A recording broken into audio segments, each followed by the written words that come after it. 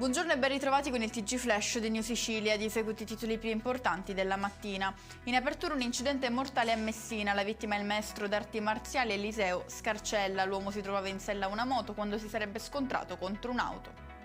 Ancora una notizia di cronaca nera: ritrovato in un appartamento a Caltanissetta un cadavere con profonde ferite alla testa. Il corpo senza vita è di un settantenne. Al momento gli inquirenti non escludono alcuna pista.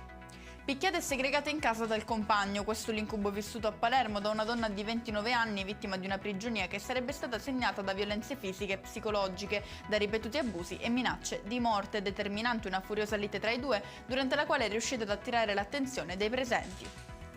Sequestrati oltre 1700 articoli contraffatti a Trapani, scatta la denuncia ai danni di una coppia di coniugi impegnati nella vendita online di giocattoli di provenienza illecita.